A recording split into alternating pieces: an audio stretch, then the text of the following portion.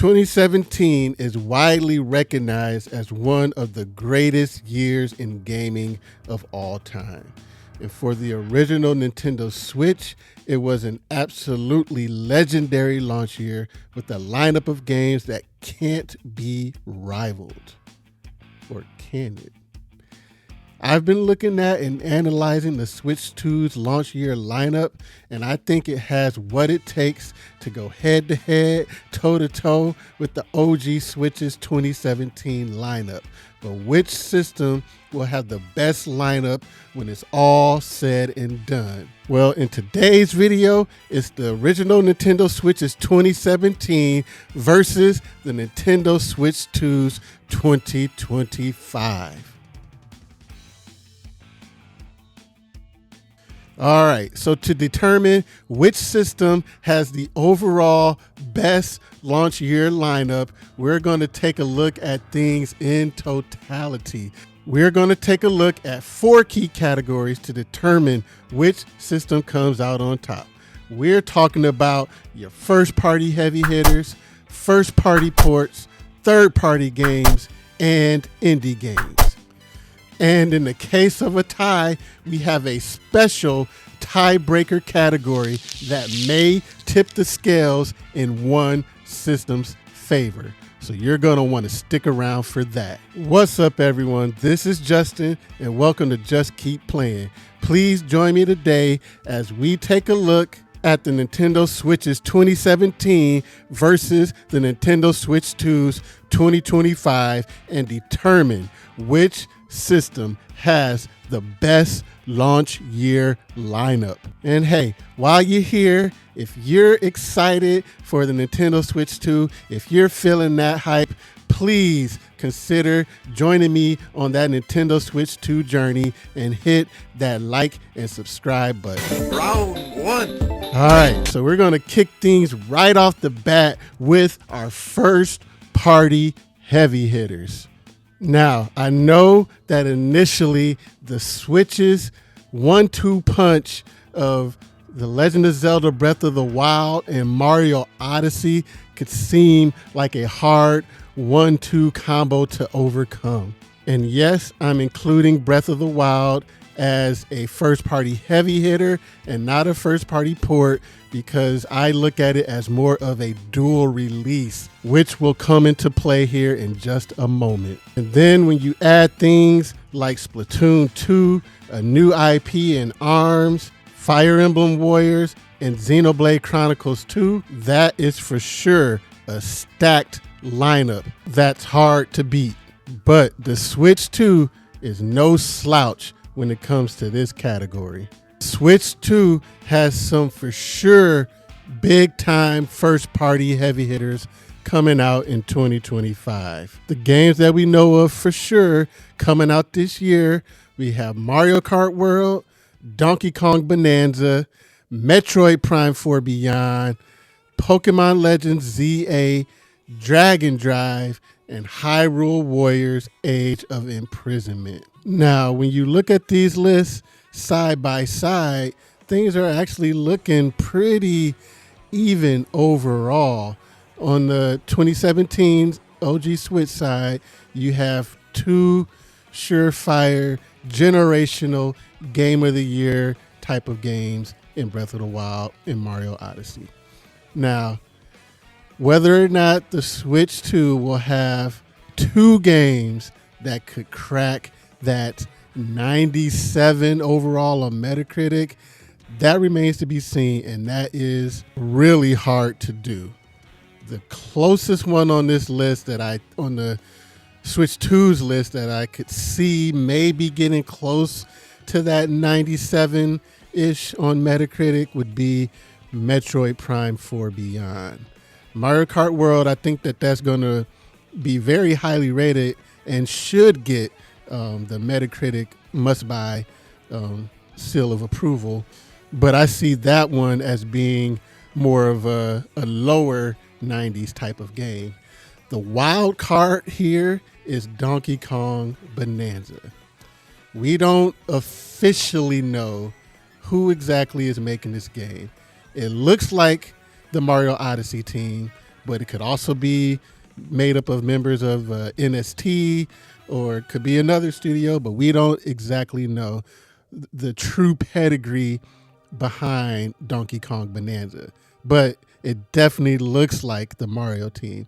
And if the Mario team is behind this, it should be a very highly rated game. But from what we've seen so far, I don't know if I see 97 overall Metacritic with Donkey Kong Bonanza, but I could definitely see it being somewhere in that kind of high 80s, maybe low 90s. But after that, the rest of these lists pretty much can go blow for blow with each other. On the 2017 side, you have Splatoon 2, which is great, a new IP in ARMS. On the Switch 2 side, you have the new IP in Dragon Drive, which the hands-on reports for that game they've been mostly good, okay to good, where you hear that it's pretty fun. But with what we've seen so far with that one, I think that ARMS would probably be the better game over Dragon Drive. And then with Xenoblade Chronicles 2, you have a fan favorite RPG, but on the Switch 2 side, you got Pokemon Legends ZA, which if it continues to build on from the goodwill from Pokemon Legends Arceus, that should be another fan favorite RPG as well.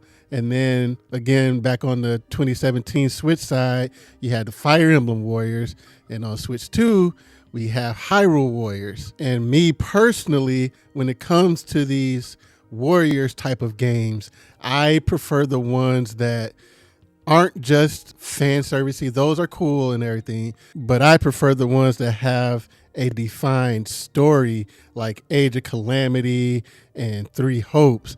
And Age of Imprisonment is going to be that type of Hyrule Warriors game. And I really loved Age of Calamity, so I'm super excited for Age of Imprisonment. And on the Switch 2 side of things, let me address Metroid Prime 4 Beyond and Pokemon Legends ZA. Yes, those games are going to be on the original Switch, but I look at those games as dual releases. So to me, they definitely count on the Switch 2 side of things, especially with Metroid Prime 4 and the improvements, enhancements that it gets on the Switch 2 version. The better graphics is cool. The higher frame rate is cool. 4K, 60 frames, the 120 frames, all of that is really cool. But the key factor for me that really defines Metroid Prime 4 Beyond as a dual release and as a Switch 2 game is having that mouse control mode and just being able to seamlessly transition from playing regular dual analog stick control style to going to that mouse control style. And that's something that you can only do on the Switch 2 version. So that's why Metroid Prime 4 most definitely counts on the Switch 2 side of things for me. And with Pokemon Legends ZA, we only know for sure of a better frame rate and better resolution. We don't know if they're going to add anything like with the mouse control mode or anything like that. But the Switch 2 version will most definitely be the definitive and best way to play Pokemon Legends ZA. And if anybody has the choice or option, we know that they're going with that Switch 2 version. So overall, blow for blow, each of these first-party heavy hitters match up pretty evenly. But overall, it is hard to overcome having two generational games in the Breath of the Wild and Mario Odyssey. So for overall, I will have to give the first-party heavy hitters to the original Switch and the 2017 lineup. Round 2, fight. So the first party heavy hitters was a pretty close one to call. But when it comes to these first party ports, I think it's pretty cut and dry who the winner is here. But let me know who you think has the better first-party ports and who had the better first-party heavy hitters. Let me know in the comments below. All right, so on the original Switch 2017 side of things, we have the Wii U ports of Mario Kart 8 and Pokken Tournament. Both fantastic, and we all know the juggernaut that Mario Kart 8 Deluxe is. But on the Switch 2 2025 side of things, we have the Switch 2 editions going up against the Wii U ports of Mario Kart 8 Deluxe and Pokken Tournament. We have the Switch 2 editions of Breath of the Wild, Tears of the Kingdom, Mario Party Jamboree, and Kirby and the Forgotten Lands. To me, that's the Switch 2 by a landslide. 2 generational games already in Breath of the Wild and Tears of the Kingdom with new features, better graphics, better performance, just all of those things. And then you add on to that Mario Party with basically DLC to go along with it, and DLC that takes advantage of the mouse mode and the camera. And then with Kirby, you get DLC as well, in addition to better performance, better graphics, and all of that. So, in my opinion, first-party ports by a landslide goes to the 2025 lineup of the Nintendo Switch 2. Let me know if you agree in the comments below.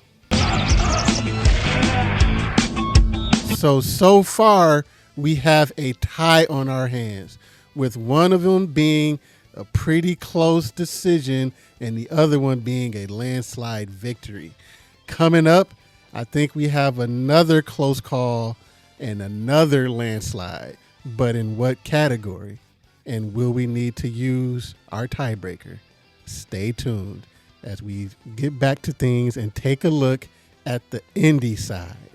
Round 3, fight! Now, the indies did a lot to prop up 2017 for the original Switch as third parties started to get their act together later on in the year. And now looking at this list, we might have another landslide victory on our hands when looking at the 2017 indie lineup for the Switch. There are so many legendary indie games on this list that might be hard for the Switch 2's 2025 lineup to overcome. So let's just name off some of these. We have Golf Story, Shovel Knight, Steam World Dig 2, Stardew Valley, Axiom Verge, Fast RMX. My goodness, that is an insane lineup right there. Games that are like still going strong to this day in games like Stardew Valley. People are still playing that game, and people are still talking about Shovel Knight. Golf Story is still one of those games that are talked about when you mention what are some of the best games on the Nintendo Switch. So I don't know if Switch 2 is going to be able to overcome this, but they do have some pretty good games in the chamber on the indie side of things for 2025. So looking at the list of some of their games right now, we have Hollow Knight Silk Song, but we have to put an asterisk here because this game has been supposed to have been coming out for years and years and years and years now, but they swear that this time it really is coming out in 2025. They put a 2025 year on there. So this game is supposed to come out. If this game comes out, that is an absolutely big deal and a huge deal on the indie side of things for the Switch 2's 2025 lineup. And then we have chapters 3 and 4 for Deltarune. We Fast Fusion, a Switch 2 version of Witchbrook. And that's about it. Hades 2 is another big one, but that one doesn't have a definite release date or even year on it right now. It's expected for this year, but we don't officially have a date on that one. So if we get a 2025 date for Hades 2, then the Switch 2's lineup has a little bit more to fight back with. But as things stand right now, I have to hands down give the indie side of things to the 2017 lineup of the original Nintendo Switch. Do you agree? Let me know in the comments. Round 4. Fight! So right now, things are looking like 2-1 in the original Switch's favor for their 2017 lineup. And I thought that we might have another close call on our hands. But as I look at this list coming up here for the third-party games, I think we have another landslide victory on our hands. But for which year's lineup? Well, let's get to it. Now, initially, upon kind of like that first look, first glance at these lineups, things are looking pretty even overall. The Nintendo Switch in 2017 got Doom. Nintendo Switch 2 is getting Cyberpunk. OG Switch got Skyrim. Nintendo Switch 2 is getting Elden Ring. 2017 got LA Noire. 2025 we're getting Yakuza. Then you keep going down the list. Nintendo Switch got I Am Setsuna. Nintendo Switch 2 is getting Bravely Default. Then the original Nintendo Switch got NBA 2K, but Nintendo Switch 2 is getting NBA 2K and Madden. Nintendo Switch got Ultra Street Fighter. Nintendo Switch 2 is getting Street Fighter 6. And then it just keeps going and going and going. Nintendo Switch 2 is getting Split Fiction, Borderlands 4, Virtua Fighter, Final Fantasy VII Remake, Daemon X Machina, and just keeps going and keeps going and keeps going. And then when you look at those lists and things going head to head, Doom on the original Nintendo Switch was awesome, and that was, to me, that was a defining third-party experience, being able to play Doom, like the actual PS4, Xbox One game in the palm of my hands on my Nintendo Switch. And as much as I love Doom, Cyberpunk on Nintendo Switch 2 is a much bigger deal than Doom is. Skyrim, that one is awesome, but I think you could put Elden Ring over that if you want to. LA Noire, that's cool, but Yakuza might be a little bit better. And then getting games like Split Fiction, which is a current Game of the Year contender, getting that on the Switch 2 this year, in the year that it could be contending for Game of the Year, that's a big deal. Getting a day and date release of Borderlands 4, another big deal. Ultra Street Fighter on the original Nintendo Switch, that was cool. But Street Fighter 6, that is a much better game to get on day one.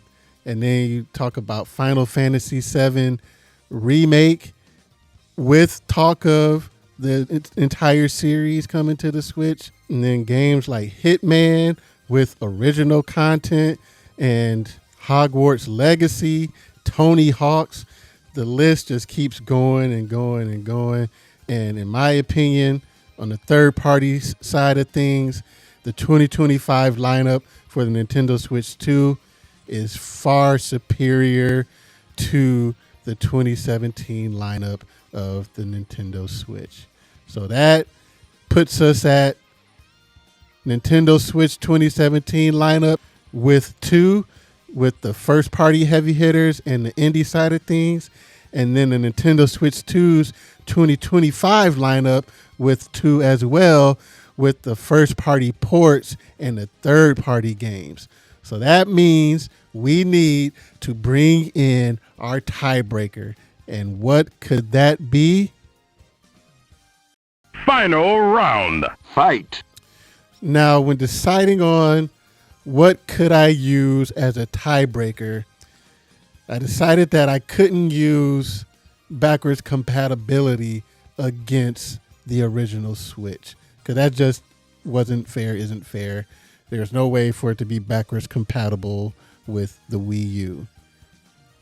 The only other option to compare between the 2 years is online. And I'm not even going to hold not having NSO available in 2017 because that wasn't available until 2018. But if you just even compare online features from 2017 to 2025, that hands down goes to the Nintendo Switch 2. On the original Nintendo Switch, pretty much literally all we had when it came to the online portion of things was we had free online, which that was cool. It was free until NSO became available in September of 2018. On the Nintendo Switch 2 side of things, yes, we do have to pay for online now, and then you have to pay even more for the expansion pack side of things. But in addition to that, if you pay for the base online, you now get game chat, but they actually have an open access period where you don't need to have a Nintendo Switch Online membership until March 31st of next year. So right out the bat, finally, we have game chat available, and you can have it for up to 12 people. You add on to that the camera and being able to video chat with up to 4 people, screen share. Just on online features alone, Nintendo Switch 2 in 2025 definitely takes the cake from the Nintendo Switch in 2017. And then you add on having the NSO expansion pack with GameCube available from day one on the Nintendo Switch 2. Well, that gives online hands down to the Nintendo Switch 2 in 2025, as it should. And overall, with our tiebreaker, that puts the Nintendo Switch 2's 2025 lineup against the Nintendo Switch's 2017 lineup with the score of 3-2. The Nintendo Switch 2's overall 2025 lineup, when you combine first-party heavy hitters, first-party ports, indie games, third-party, and online, the Nintendo Switch 2 has the better overall lineup over the Nintendo Switch's 2017 lineup. But what do you think? Do you agree? Let me know in the comments below whose lineup you prefer. Who do you think has the best lineup? And thank you so much for watching. And for more Nintendo Switch, Nintendo Switch 2, and gaming discussion, please hit that like and subscribe button. And until next time, I'll see you later. Have a good one. Peace.